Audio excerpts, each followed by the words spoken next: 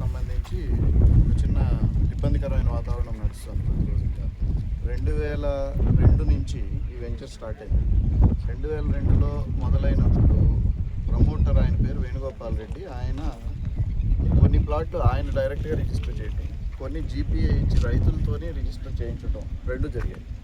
అవి జరిగిన తర్వాత ఇప్పుడు ఇందాక పెద్ద ఆయన రామచంద్రారెడ్డి గారు చెప్పినట్టుగా కొంతమంది ఫ్యామిలీ మెంబర్స్ క్లెయిమ్ చేయటం అనేది ఒక ఇబ్బంది. మాకు మా పేరెంట్స్ అమ్మిన విషయం మాకు తెలియదు కాబట్టి వీటి మీద మాకు హక్కులు ఉన్నాయనేది ఒక ఇబ్బంది. రెండో ఇబ్బంది ఏమంటే అప్పట్లో అమ్మిన భూములు ధరణిలో మరలా ఎంట్రీలు ఉన్నాయి, మా దగ్గర పాస్బుక్లు ఉన్నాయి కాబట్టి మళ్ళీ అమ్మాము అనేది 2018లో కొంతమంది వచ్చి ఈ మా వెనకాల ఉన్న ల్యాండ్ 12 ఎకరాలు మావి అని చెప్పి క్లెయిమ్ చేస్తున్నారు. సో దీనివల్ల ఏమైందంటే ఒక 200 ప్లాట్ ఓనర్స్కు వాళ్ళ ల్యాండ్స్ వాళ్ళ ఫెన్సింగ్లు భూములతో సహా ఉంది, బిల్డింగ్లతో సహా ఉన్నాయి. బిల్డింగ్లు అర్ధరాత్రి 2 గంటలకు వచ్చి కూల్చేసి కాంపౌండ్లు కూల్చేశారు. ఇప్పుడు నీది అని అన్నప్పుడు నువ్వు పగలే రావచ్చు కదా, అర్ధరాత్రి 2 గంటలకు వచ్చి నువ్వు కూల్చాల్సిన అవసరం ఏముంది? బిల్డింగ్లు ఆల్మోస్ట్ 6 బిల్డింగ్లు స్లాబ్లు వేసిన బిల్డింగ్లు కూల్చారు, కాంపౌండ్లు కూల్చారు. బెదిరింపులు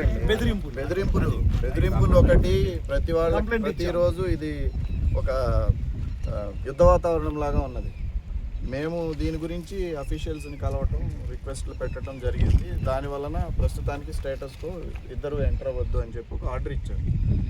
కాకపోతే ఆర్డర్ ఇచ్చినంత వరకు అఫీషియల్స్ వరకు ఓకే, మేము దానికి అగెనెస్ట్గా ఏమి చెప్పకూడదు, మాట్లాడటం రైట్ కూడా కాదు. కానీ ల్యాండ్ ఓనర్స్ ఎవరు, ప్రాపర్టీ ఎవరు, అసలు మొదటి నుంచి ఇక్కడ భూములు ఉన్నప్పుడు 2018లో ఏదైతే అగ్రికల్చర్ ల్యాండ్ కింద రిజిస్టర్ అయింది అని క్లెయిమ్ చేస్తున్నారో అప్పుడు షెడ్యూల్లో ఇక్కడ 8 బిల్డింగులు 8 రూములు స్లాబ్లు ఉన్నాయి.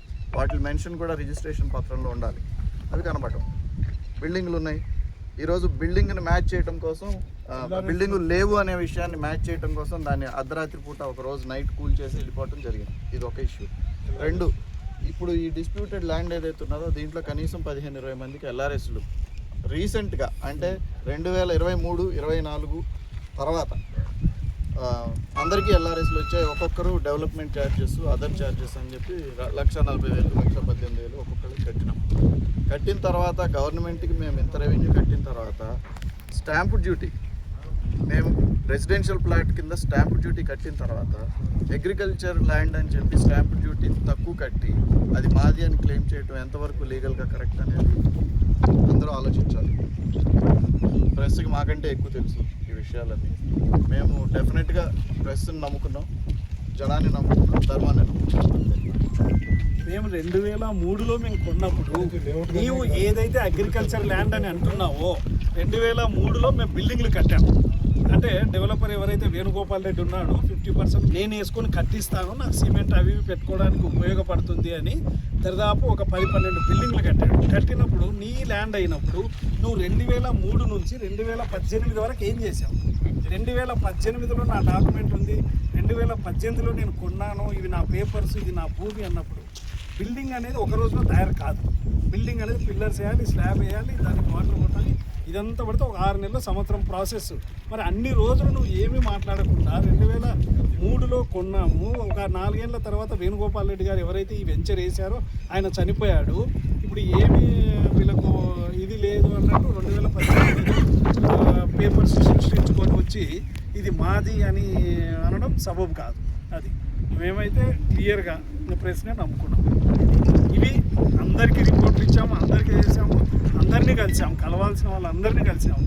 మాకు ఫైనల్గా మేము డిసైడ్ ఏంటంటే మాకు ప్రెస్ ద్వారానే న్యాయం జరుగుతుంది అనే ఉద్దేశంతో ఈ ప్రొటెస్ట్ చేయడం స్టేటస్గా ఉంది.